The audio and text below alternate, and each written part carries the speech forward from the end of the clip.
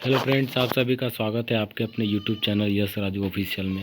वैसा तो आज हम लोग बात करेंगे झारखंड जेएसएससी सीजीएल से रिलेटेड जो झारखंड में क्वेश्चन पूछे जाएंगे किले एवं राज प्रसाद, तो उससे संबंधित आज हम लोग अध्ययन करेंगे जो प्रीवियस ईयर में क्वेश्चन आए हुए हैं। तो चलिए हम लोग फर्स्ट क्वेश्चन को देखते हैं। अलीनगर का किला खालिस्तान के द्वारा बनवाया गया था। तो पहला ऑप्शन है राजा दास, जाजा दास, दूसरा है औरंगजेब, तीसरा मुजफ्फर खां और चौथा है जगन्नाथ डाल। तो इसका राइट आंसर जो हो जाएगा मुजफ्फर खां हो जाएगा। तो चलिए हम लोग इसका एक्सप्लेनेशन भी देखते हैं। तो देखिए, रोहिलो का किला जिसे अलीनगर किला के नाम से भी जाना जाता है। तो जो अलीनगर का किला है जिसको मुजफ्फर खां ने बनवाया था, तो उसे रोहिलो के किला के नाम से भी जाना जाता है। अलीनगर जपला पलामू में स्थित है। तो अलीनगर कहाँ है? तो पलामू का एक क्षेत्र है जपला, तो वहाँ पर स्थित है। त्रिभुजाकार आकृति वाले इस किले का निर्माण रोहिला सरदार मुजफ्फर खां ने करवाया था। तो देखिए, इसकी आकृति की अपन बात करेंगे तो वो कैसा है, तो वो त्रिभुजाकार है। और इसका निर्माण कौन करवाया था? तो रोहिला सरदार मुजफ्फर खां ने करवाया था।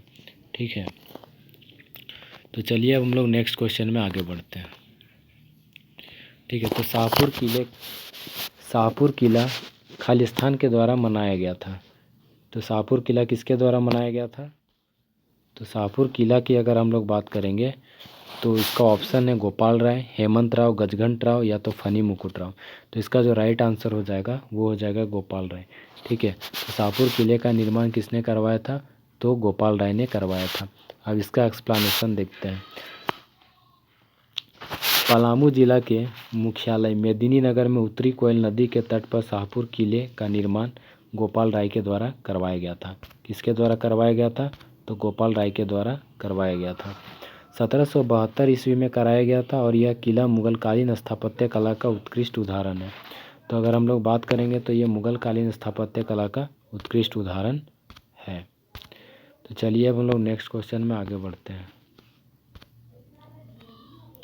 देखिए, पलामू किले का निर्माण किस वर्ष में प्रारंभ हुआ था?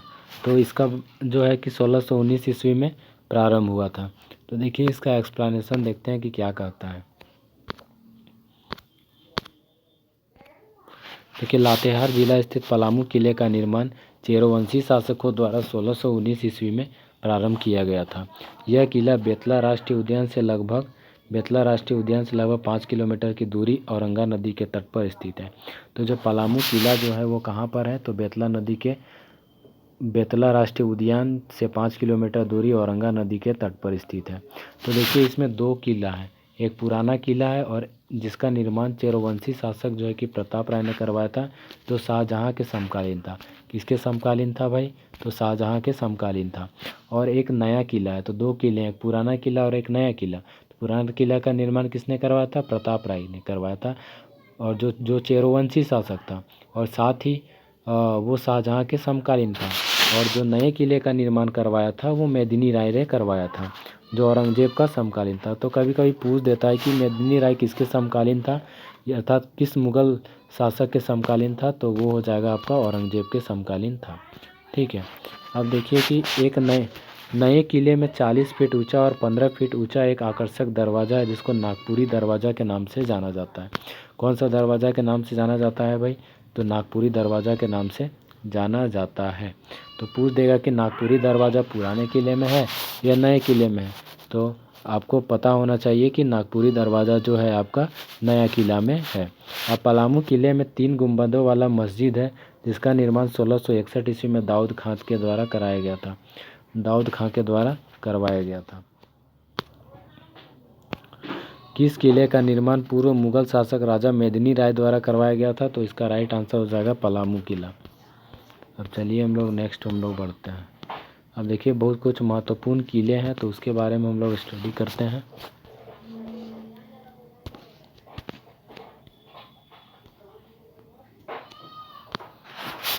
पलामू किला लातेहार में है।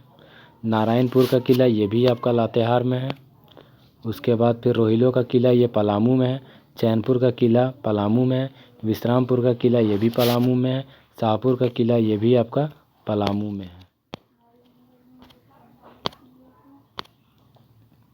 ठीक है, उसके बाद पंचकोट, एक और पालकोट। तो पालकोट जो है कि आपका पालकोट का किला था, ये गुमला में है, लेकिन पंचकोट का किला अगर बात करेंगे तो वो धनबाद हो जाएगा।